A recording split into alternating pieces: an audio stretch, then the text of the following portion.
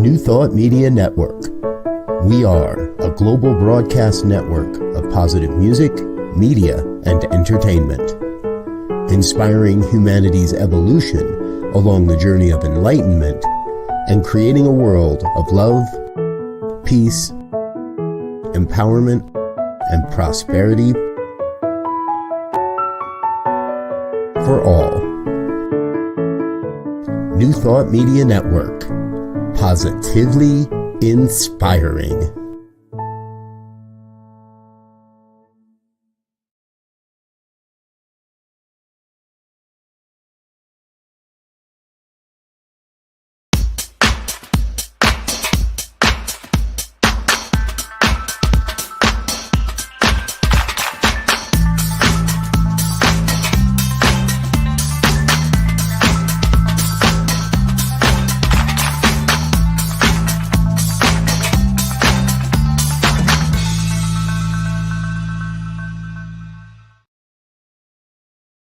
Why, hello, good afternoon, good morning, whatever time you're watching, I'm wishing you well.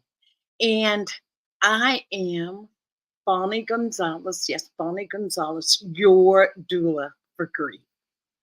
And I'm just so excited to be with you today. We have a great show planned for you. So I invite you to sit back and make this hour your hour. Drop a comment or a question in the comment box and be a part of the program. And whenever you're watching this, I know that it is the right time for you, that you're in the right space, the right place at the right time.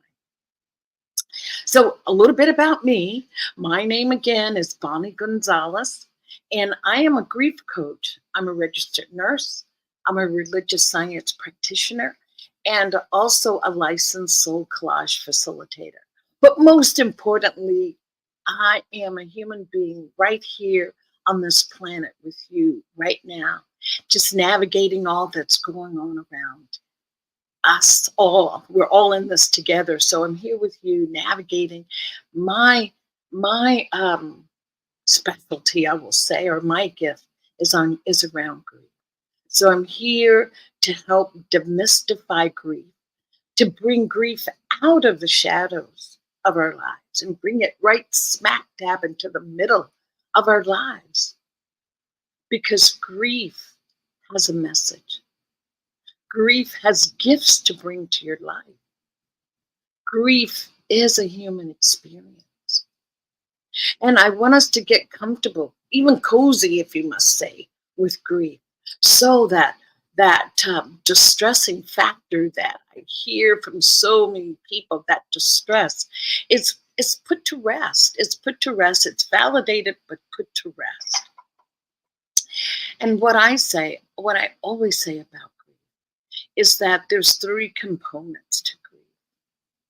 That grief to healing grief, three components to healing grief. And that is, grief needs to be validated. Your grief needs to be heard. And your grief needs to be shared. If we can do those three simple things, we're already one step ahead of moving through the process. And I should stop and take a moment to just define loss and grief. And loss is what we experience. And that loss is defined as any event or circumstance that changes your life and that you can't go back to the way life was before. And we know that death is the big mother, the biggest loss we'll ever encounter in the span of our lifetimes. Death of a loved one, death of a friend. But you also have divorce, you have relationships that break down. You have geographical moves that takes your life in a whole nother direction and you can't go back to the way it was before. We have promotions, we have graduations. Oh, the list goes on. Even childbirth, that ends your identity as being a single person and suddenly you're thrust into parenthood. joyfully, but there's still a little piece of you that can want to hold on to the past. So loss is what we experience, and then grief is what we feel. And grief is those emotions that come up from those losses. And that could be, sadness. Anger is a big one. Lots of people hold on to anger because anger is easily held, and you can hold on to anger because it masks the deep hurt that you feel. And so, anyway, anger can be a part of that numbness, confusion, disorientation. So, knowing the difference, that loss is what we experience, and then we're thrust into grief. So, knowing that, and also that we are human, we're very social creatures. And I think Bell Hooks says it best, that we can't heal in isolation. And so let's be communal with this thing called grief. And also knowing that grief has a superpower. Believe it or not, yes, grief has a superpower. And that superpower is healing. When we can allow ourselves to grieve, we heal that loss. We heal from that loss. And so again, I just say thank you for joining me today to start your journey of healing. And if this is your first time joining me, I am so honored that you decided to lean into grief today. And if you're returning, I'm super honored and glad to have you back. So that's just how I like to start the show, to say what is going on here, what this is about.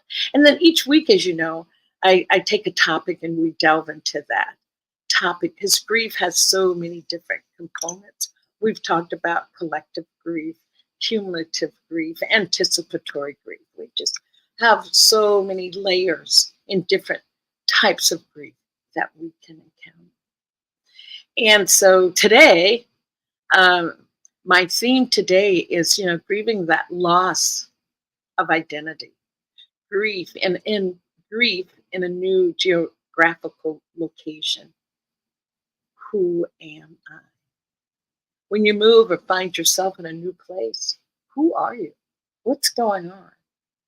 So today I'm just super, I was going to say stoked, but I think that's an old-fashioned word. But anyway, I'm super excited to have my guest on today. And my guest is Nathan Soufer, and he's the first millennial that we're having on our program. So I just love that, so that we can get to see how grief is held by millennials, if you want to say that. And I don't want to put that big of a burden on my guest, Nathan, because Nathan is an individual. And yes, we say people are in groups or in classifications. And I don't want to give him or make him feel that he's responsible for speaking to a whole group of people. For a whole group of people, he's speaking for himself. And I just love that. He'll probably bring a different aspect or glean more insight into grief coming from his perspective on grief. So if we can bring our guest on, that would be fantastic. There you are, Nathan Soufer in person. How are you today? I'm doing pretty good. How are you? I am so excited to have you here. So excited. Nathan and I met like rather serendipitously in a restaurant in San Francisco. My husband's a musician, and Nathan happened to be there, enjoying the night along with the rest of us. And we just got into this wonderful philosophical conversation. And Nathan agreed to be a guest on my show. So Nathan, why don't you tell us a little bit about you, what's going on, where you're from, who are you? Who is Nathan Soufer? Yeah, I'm Nathan. I was born and raised in Southern California, but I've spent a lot of my adult life traveling around and living in various cities. I've spent some time living in San Francisco in the past. I've lived in New York for a few years, and I've also lived in Miami. And yeah, I've also traveled around internationally briefly. And yeah, currently I'm back in San Francisco, and I'm just working my software engineering job here. Mm.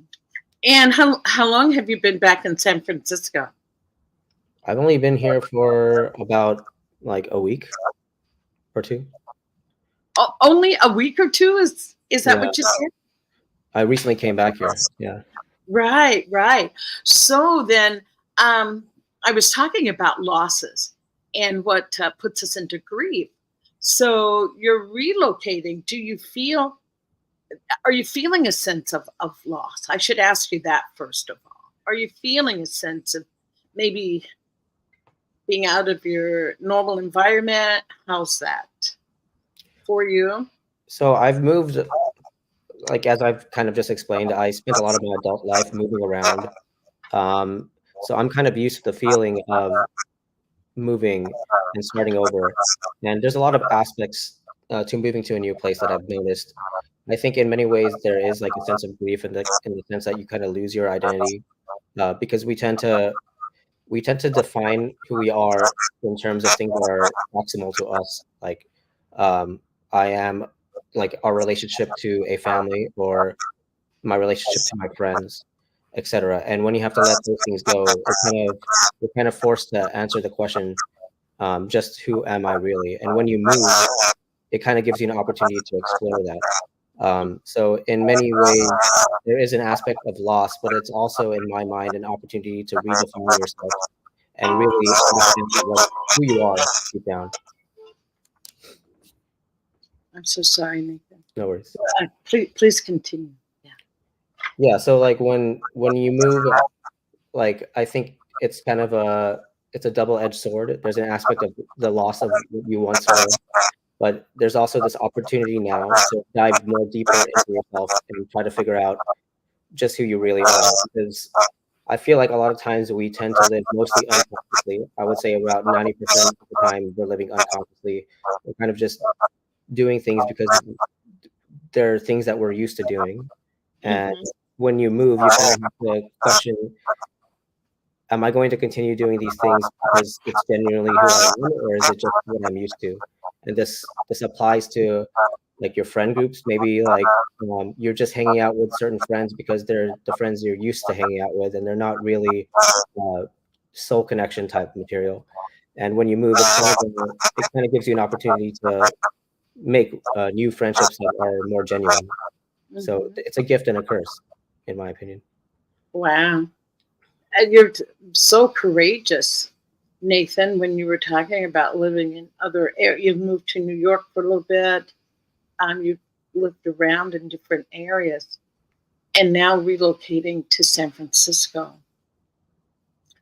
And I love when you talked about it's an opportunity to look at yourself in a different light, especially when you said that we do so many things out of just a routine and not, consciously aware of our actions sometimes. Is there something that you noticed once you moved to San Francisco that you were doing that was like surprising for yourself or out of character for you? Or, wow, it's like, I didn't know I was doing X, Y, and Z.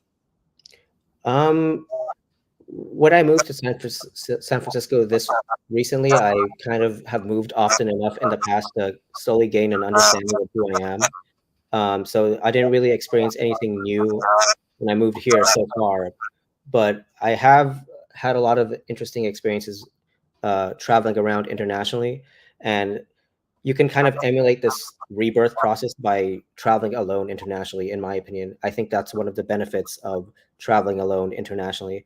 It's that like you're kind of forced to let go of all these things by which you define your identity, and when you go into a completely new place where no one knows you, you're kind of forced to discover what you're actually made of. And I guess an example is when I traveled around Asia by myself, and I would live in hostels for a bit. And like it was during a period of my life when I thought I was fairly introverted. However, when I traveled, there were a lot of opportunities when I kind of had to like force myself to make friends. Otherwise, I would feel like it was kind of a waste of a trip. And I kind of impressed myself by being able to make a lot of friends. And I'm still in contact with a lot of these friends. And it ended up being some of the best moments of my life, traveling around Asia just by myself. And when I came back to the States, I kind of brought that knowledge of myself with me, that this isn't actually who I am. I can actually connect with people if I wanted to. And that kind of changes the way you carry yourself through your life in a lot of ways. Wow, Nathan. Wow, that is just truly a beautiful thing. That you said that initially you thought you were an introvert until you start traveling and realize that that's not necessarily true. But I'm trying to think how I want to ask you this, because you're saying going from an introvert to being an extrovert. Do you feel that it was just, when you talked about a routine that you're in and you don't stop to think about it until you're out of it? Do you think it was more that allowed you to have this extroverted personality, we'll call it an extroverted personality? Was it just that environment was keeping you in a certain position? The environment is certainly part of it, but it's more of the idea that the environment feeds into, in my opinion, and that is your perception of your own identity. When you're in a new environment, like so when I was like living in San Francisco, which was when I did the international travel, I basically when I would think of who I am, I would always define myself in terms of like I'm a software engineer at this company, and I have like these friends, and we all went to this college, etc.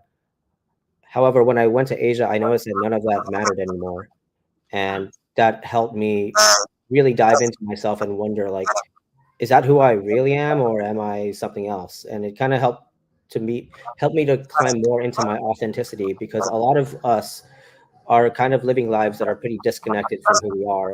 Our egos are very disconnected from our souls, so to speak.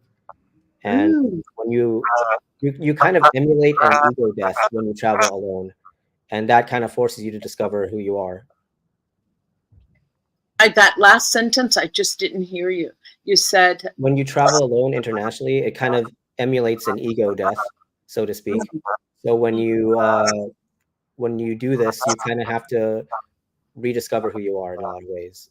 And when you talk about that ego death happening when you're traveling alone, if I'm hearing you correctly, how can we have that death of ego when we're not traveling alone? How can we bring that back to our daily lives? So in my opinion, it's very hard for someone to have an ego death-like experience unless they are forced to have one. Usually an ego death experience is kind of brought around either like you either kind of emulate it by traveling, like I said, or you kind of just have to. An ego death kind of is the end. It's the end point of a bout of suffering. Usually, is what happens when one can no longer handle the suffering that their lifestyle has brought them. They're forced to reconcile that in sort of an ego death, in which they start to question everything that they are, and in that process, they have to let go of a lot of these assumptions of who they are. And in that process, it's like a spiritual awakening process. Basically, this is the classic spiritual awakening process, where just before the dawn, there's a dark night of the soul, and there's basically a huge period of grief and sorrow that precedes a spiritual awakening. And what comes with the spiritual awakening is a rediscovery of who you are, a resensitization of beauty. That's a big one. And an opportunity to climb more into your authenticity, because now you are more aware of what you are no longer. And do you think it takes a certain amount of maturity for that to happen, Nathan? A certain amount of I'll just use the word of being consciously evolved, being a little bit more consciously evolved, to have that awakening of the death of the ego. Yeah, speak to that. Do you feel that it takes some life experience? Yes, I do. Actually, I think one of the problems with living in the modern Western world is that there are so many barriers to awakening that a lot of people are kind of forced to live the same lives unconsciously over and over without undergoing that ego death process that I just described. And I Mm-hmm. think the one of the root reasons why this is the case is due to the ease of convenience. We surround ourselves with a lifestyle of convenience and pleasure. And when you have such easy access to convenience and pleasure, it makes it harder to process grief in the way that you're supposed to process it, which is to really feel it out and not distract yourself with Mm-hmm. pleasure. Exactly. So it takes a certain kind of mindset to know that um, I'm undergoing grief right now. I have to really feel this out rather than distract myself. And this is something that's harder to do these days because, like I said, our society is very centered now around convenience and pleasure. But because of this, people kind of don't have that sort of um, self reflection necessary to in order to define what is truly important in life. If you're always like distracting yourself with things that are convenient and pleasurable, you tend you tend to just stay on the surface of life. Mm-hmm. Um, and it's only until you really feel your grief and process your grief, you could start to dive deeper into what is truly meaningful in life. And I think this is why, as people grow older, they tend to become more spiritual. It's not that young people aren't they don't have the capacity to be spiritual. It's just that when people get older, they usually have had the life experiences necessary to realize what is truly meaningful in life, and it's not all about the secular view of the world where it's all about pleasure and convenience. Mm-hmm. Mm-hmm. I'm just really truly listening to what you're saying, and I'm just feeling into that. You said something there too about being in grief and needing to, I call it, lean into it. Like when you're in grief, yes, it's uncomfortable, you're sad, maybe you're sobbing, maybe you're not, maybe you're just feeling down, but allowing yourself to truly feel it, to truly feel it. Um, I was reading or listening to someone talking about being with discomfort. Our society, we're just not taught to be in discomfort or to be with discomfort. You think about it. If you went and told, I'll keep it in the eye. If I told certain friends, oh, I'm really feeling sad, the first thing would be, oh, but you got so much to be grateful for. Oh my goodness, look at X, Y, and Z. Or, the other one is, oh, get over that. It's just time to move forward. Sometimes our society is labeled as toxic positivity, that so much positivity can have a really negative effect. So I'm going to bring it back to, you talked about being with your grief. How do you think you learned that? How did you learn to grieve, Nathan? Maybe we'll say that. How did you learn to grieve? Did you have it modeled for you? Well, first of all, I agree with what you said. I think like our society in general, we kind of have a disdain for anything that feels uncomfortable. And there's upsides to that, but one of the downsides to that is we can't just like aim for what feels good in the moment, because there tends to be an inverse correlation in my perspective, actually, between what feels good right now and what is actually good for you in the long term. And I think um, one of the downsides of this culture that is so focused on feeling good all the time is that Yeah. if you're so preoccupied with feeling good all the time and not doing what it takes or to like build yourself up to be the type of person to endure hardship, um, you kind of like rob yourself of the greatest opportunity of all, and that is to realize what you're actually capable of enduring. And this is one of the core aspects of being a strong person. So if you're just so preoccupied with feeling good all the time, I actually think you breed a generation of weak people.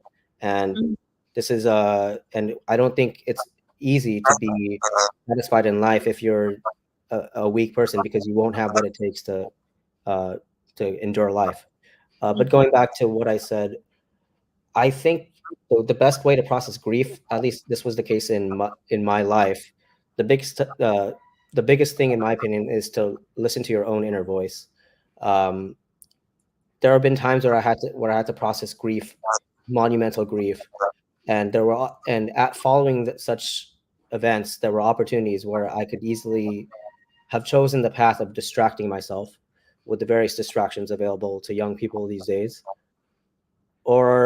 But however, deep in my heart, I knew that that wasn't the way to go, because I knew that I was just like distracting myself, and it felt wrong. I always would feel wrong when I would like do things to distract myself, because I knew that I was just doing that. It's just a distraction, and it's just going to prolong the healing process. And I think that if you don't heal properly from grief, so grief, when you process grief, there tends to be two outcomes. There's like a masculinizing effect and a feminizing effect. The masculinizing effect comes from the fact that, okay, now that I've endured this, I actually realize now what I'm capable of, and I'm stronger for it. There's a feminizing aspect where before enduring grief, you become your capacity for empathy actually increases, because it increases the energy in your heart chakra. To put that a little metaphysically.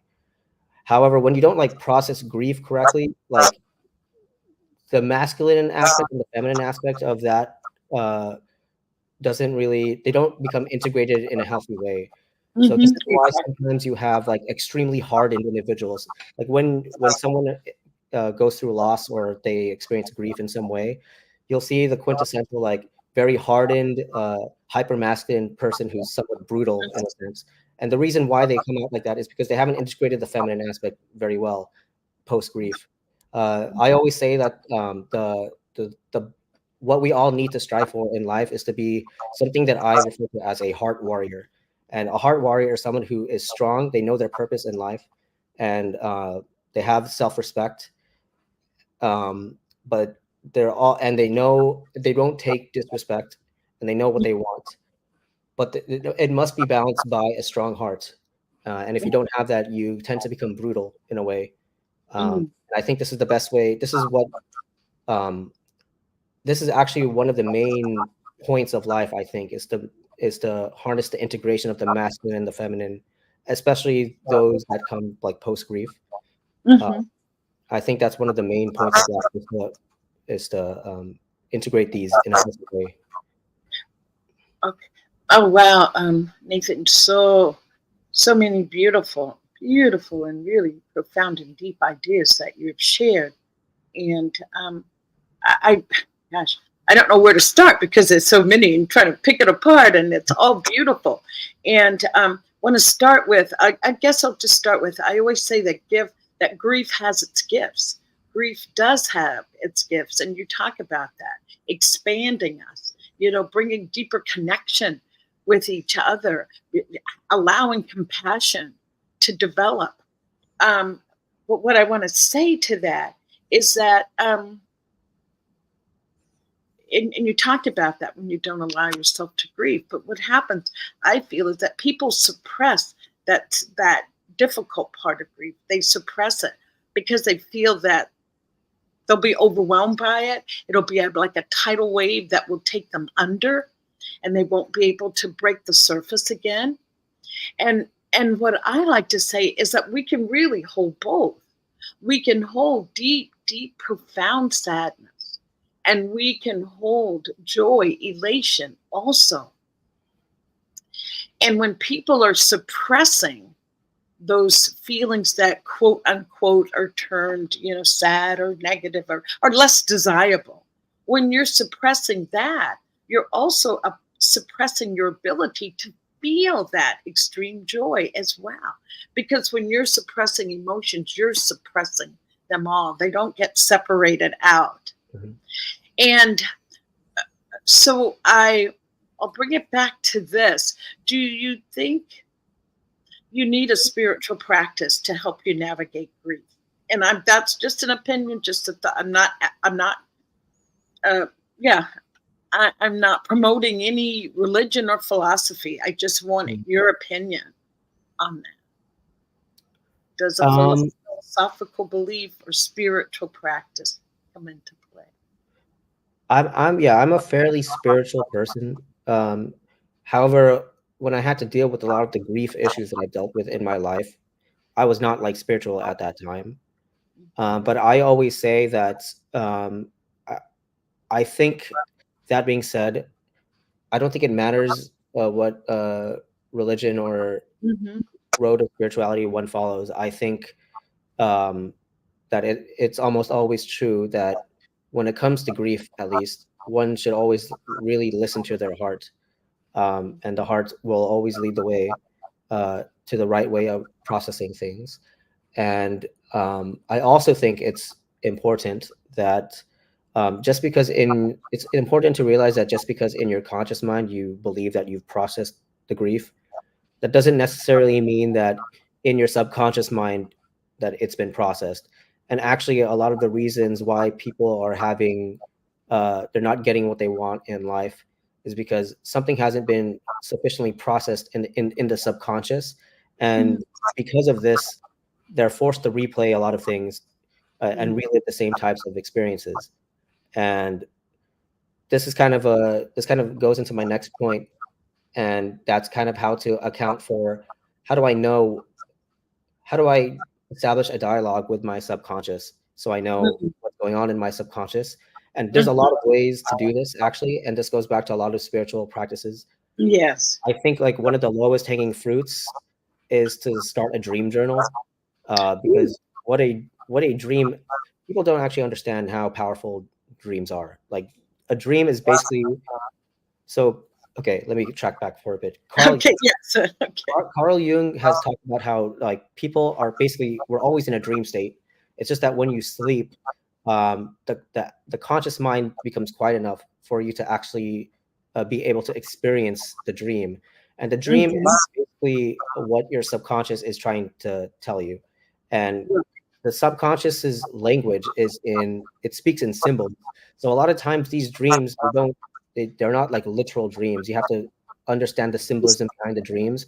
And this is why journalism comes into play, because what you could do is if every time you have a dream, you like write down what happened in a journal, over time you can establish a dialogue with your subconscious. You can establish like a whole personal language with your subconscious, and then from that you can actually like understand what's happening deep down inside of you, and like what your actually thing like the big questions like what your purpose is, what your mission is, and etc. And I think it's really important to do this because, like I said, people don't actually understand how powerful the subconscious is.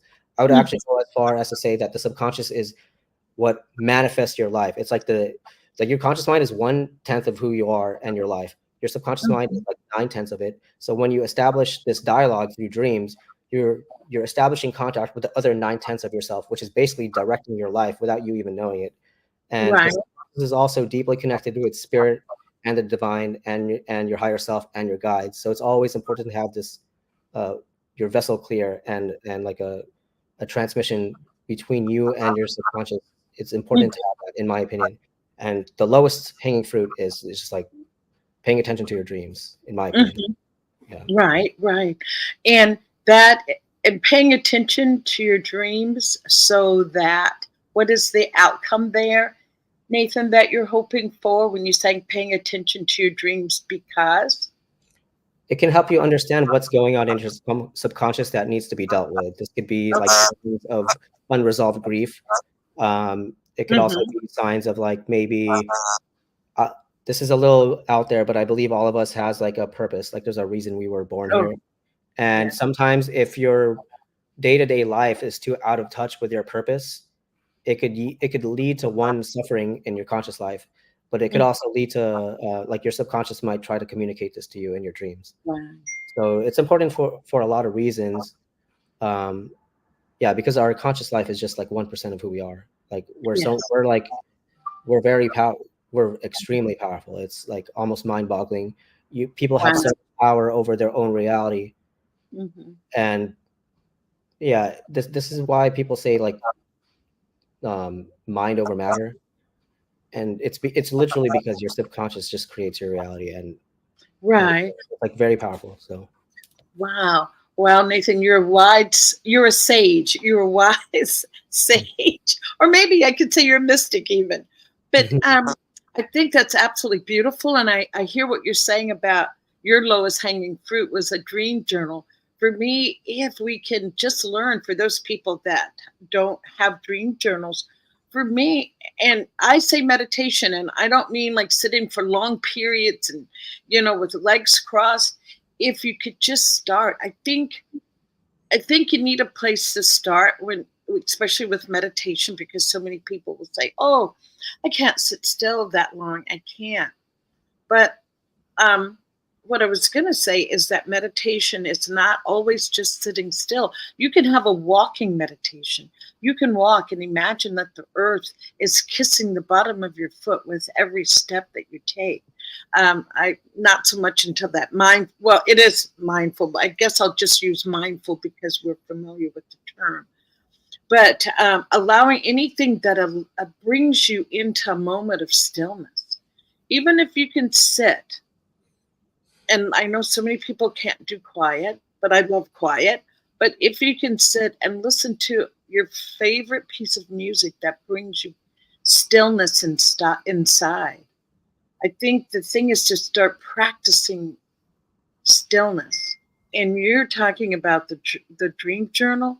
That can allow you to be still within yourself because you're bringing forth the memories of what you dreamt about. So it's a connection with self. So I believe things that bring us back to self and allow us to be with ourselves for even a short period of time as we build the momentum for a bigger practice, or a practice that really allows you to hear that voice inside. And it just have so many beautiful ideas, Nathan, that I so resonate with.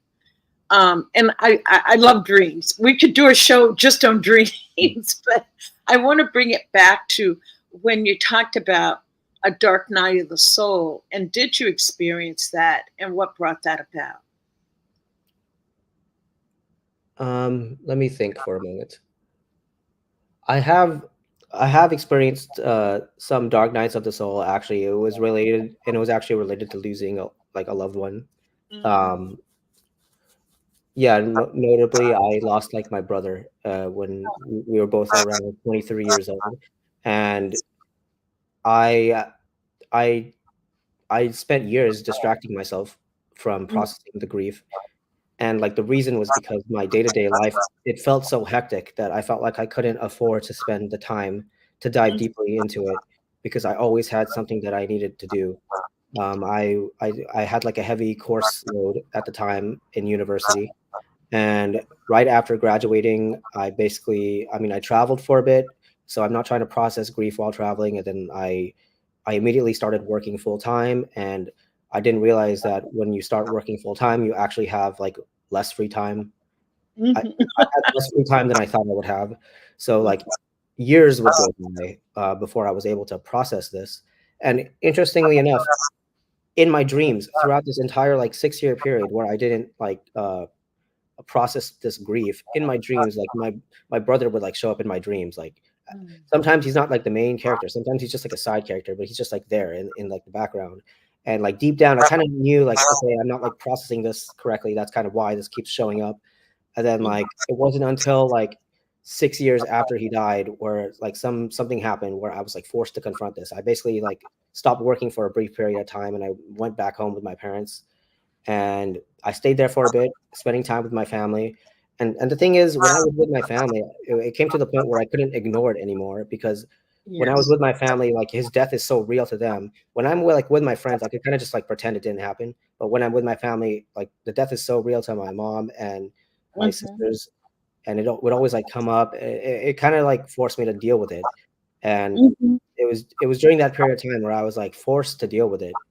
And there was like a point where he like showed up in my dreams again, and then we had like a one-on-one conversation. And then he said like, okay, I'm gonna be leaving now, basically. And because like I'm done, and you're done. And like ever since then, he hasn't showed up in my dreams a single time. Like before then, he showed up in my dreams like every night for 6 years. And then ever since that one night, there was a dream where he was like, we're done with what we have to do, and thank you. He basically said thank you for helping me process my own death. And yeah, like ever since then, he hasn't showed up in a single dream. And like I always would have this feeling in those 6 years that he was around. Like sometimes I'm walking, like what you said about taking a walk, it really resonates with me, because I think that's when people get a lot of these downloads. There's so many times when I'm like walking, and then all of a sudden like my brother would like pop into my mind, and I would get this like this feeling that he's just smiling at me, and like he's proud of me. And it's just like this knowing that he's doing that. And it would always happen when I'm like walking. It's just I randomly think of him and I randomly feel that he's doing that. And yeah, I think like walking is a great way to clear your mind, to make yourself less susceptible to downloads. But yeah, like ever since that night, like he hasn't showed up in my dreams a single time. And I don't really have that feeling as often where I randomly think of him and that he's around. But I'm like confident that I'm gonna meet him someday again in another form, perhaps. But that's why I'm not really sad about it. Like I'm just like, okay, I'll meet him again someday, and it's gonna be in a different form, and we're gonna look back at all this and we're gonna laugh about it. And yeah, Nathan, that's beautiful. What is your brother's name? Sean. Sean.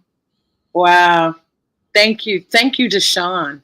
Sean is right here with us right now. Right now, Sean is right here. That is just beautiful to hear that experience. Even though it's painful, it's still beautiful to hear it, because look at where it's taken your life to. Look at who you are now. And that's what I find so, I say that grief is transformative. It really transforms us, takes us out of whatever we were before, and gives us a bigger, it expands our awareness of ourselves, which I think you've already spoken to. Yeah. And I know that you said that he told you that that would be the last visit, correct? Yeah, he said, it's funny the way he put it. He said, I have like photographic memory of these dreams where he basically said, I'm going to be reincarnating this Friday. That's what he said. Wow. Yeah, he said, I'm reincarnating this Friday and I'm going to be a girl this time. That's what he said. And I was like, and he's going to be someone that you know? Is he going to be somewhere else? Is he going to be a niece or or? I didn't ask that because I felt like I wouldn't want that to interfere with like the natural path of like whatever he chose, because I felt like, okay, what if I do find out who he's reincarnating as? Okay, now that kind of just makes things weird now, because like, what if I do meet like a little girl somewhere, and me knowing that that's actually like my brother in a past life, that it's gonna like be kind of weird or something. So I'd rather just like go into like the natural thing, the natural process. You accept where you are. You accept what you accept, and I am not here to say anything differently. I just think it's absolutely beautiful. Just absolutely beautiful. But I will say this, about death. I think about, what is death? Because it's something that we don't get to talk about in our society. And I facilitate this group, and it's called Death Cafe, talking about death won't kill you. And so one of the questions that I always ask to my group is, how would you like to die? How would you like to die? And getting comfortable with that. And then it was through my own process of going through that. I had lots of work. I've done some work around that. But realizing that if I'll keep an eye, if I can stop and really think into death, that there's not that fear. And for me, I almost feel that death is going to be anticlimactic in a way, that it's going to be like walking from the living room into the kitchen. It's like, you mean this is it? All this time Mhm. I worried and was afraid of that, and I'm just going into the kitchen. And another belief that I've heard and held, and I really am leaning into it, is that our loved ones are always there. It's that now they're even closer to us after their transition. They're even closer than our eyelashes. You know, our eyelashes are, that's how close they are. You can't see them, but they're there. So I just love that Sean would continue to have a conversation with you. And do you Yeah, felt that, do you feel that it brought you comfort, Nathan, to have that? yeah, definitely. I mean, even before this pinnacle moment where I established a connection with him, like it was through my own studies where I started to believe that there is some sort of realm beyond the physical, and I would already start to accept that. Uh, so the hardest part about processing death, in my opinion, is like the idea that you're never going to see each other again or be able to talk. Yes. However, my studies have kind of showed me that okay, I'm probably going to meet with him again in some other form, and Mhm. that really helped me actually, like that knowing. And yeah, so like yeah, that really helped me like feel like I feel like I can't like when I tell people about it, they're always like, "Oh, I'm so sorry."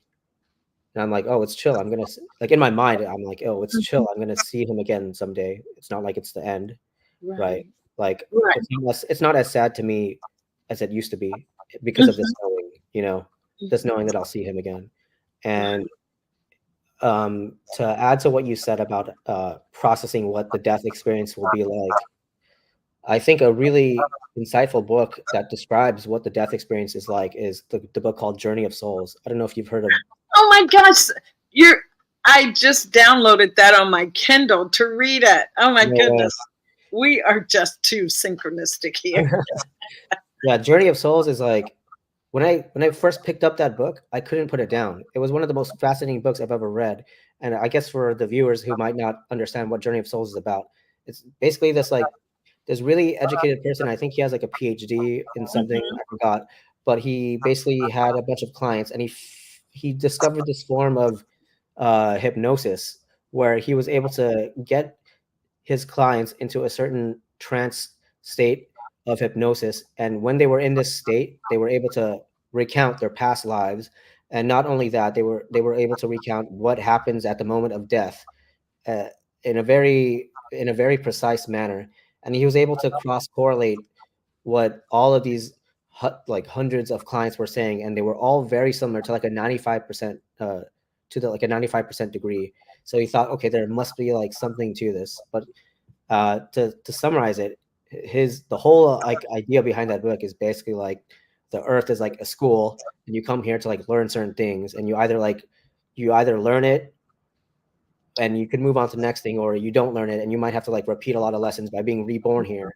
And then when you die, you kind of like see your body like above you're kind of like floating above your body for a second, and then you like see your loved ones, and then you go to like the spirit world where all the recently deceased people and your loved ones are, and then you go back into your school, and then it's kind of like a school where you have to study the life you just lived and everything you would have done differently and shit like that. And then you kind of plan for your next life based on like your past lives and based on like what you have to learn, and you have like a guide who like helps you like choose what your next life is going to be.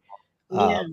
yeah, and that's probably why like my brother Sean was like, yeah, I'm going to be a girl this time, and he already kind of knew how his life was going to be. He Wow. said like, I'm going to be a girl this time, and man, I'm going to be single, like, and Mm. and I'm like, oh, you already know that? And he's like, I'm going to be single unless I have the courage to, at one point in my life, do a speech. And if I do that speech, I won't be single. But if I don't do the speech, I will be single for my whole life. Well, I was like, wow, I was like, okay, so you kind of have like an understanding of how it's going to go down, but it's not like set in stone because it depends on your yeah. decisions at the moment. And he's like, yeah, that's exactly how it works. That's what he said. Wow.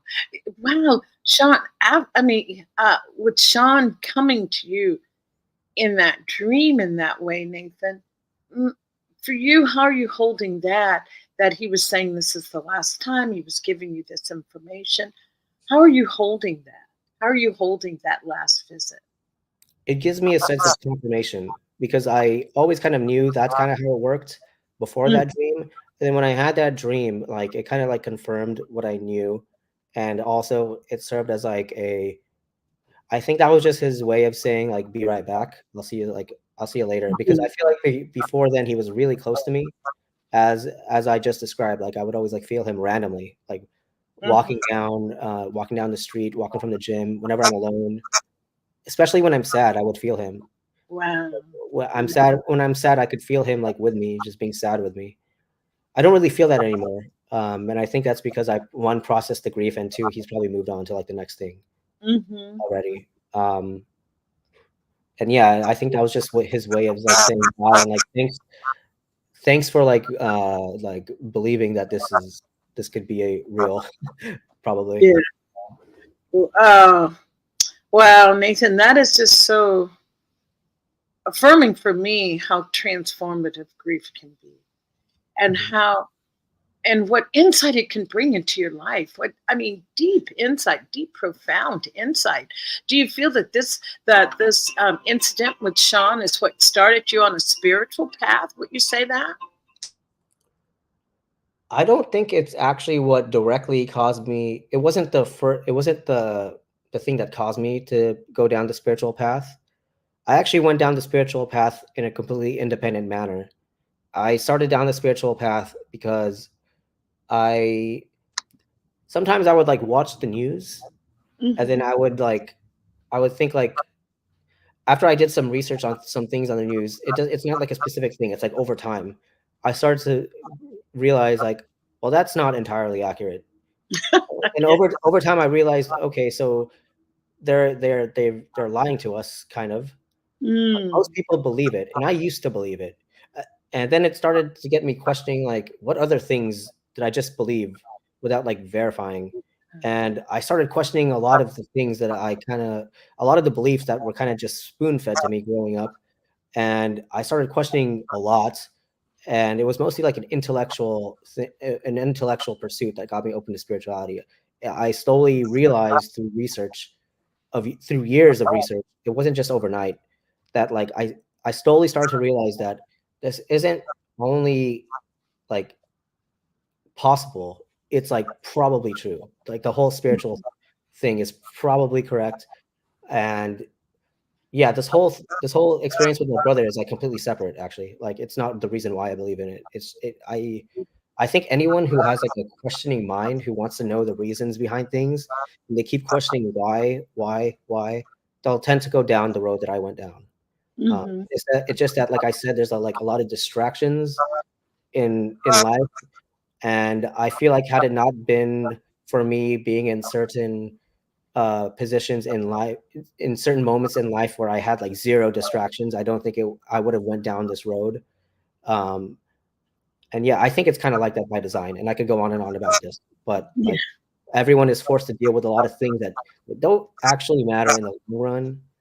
And I think it's kind of by design that people are forced to stay asleep, so to speak. And Hmm.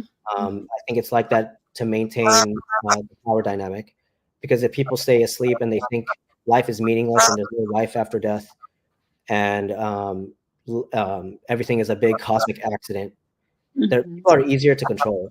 But if you start to tell people there's a life after death, and actually your money, your status, your job, you actually lose all of that. However, you keep your soul. Like all of a sudden, people are going to be like harder to control because they're going to realize, okay, like my job doesn't actually matter as much as I think. It's actually like the content of my soul that matters because I keep that with me, and I lose Hmm. everything else. And like people would be harder to control once like real people like start to accept that there's like a whole like afterlife to this current life, and once people realize like the true nature of reality. And yeah. Yeah. Oh, wow, Sean. Thank you. Sean is really here with me because I now want to call you Sean. So thank you. Hey, Nathan, thank you for coming and for bringing Sean. And I just think your story is just magnificent. It's beautiful. It's just heartwarming and so encouraging. And I'm finding it inspirational for those people that may be feeling like there is a loss of their identity. And I love how you talked about the dream journal helping you come back into alignment and in touch with yourself, deciphering your dreams. And is there any other words of wisdom? You've shared so many words of wisdom that you'd like to impart before we go. Can you believe we're at time here? Is there any other words of wisdom that you'd like to share? I think maybe we could depart by me stating one of my own personal mottos in life, and that there's always a blessing in disguise. Mm, There's a blessing in everything, not only in the happy moments, but also in our sad moments. There's almost yeah, always a blessing, and I think grief is one of those things that is a blessing in disguise.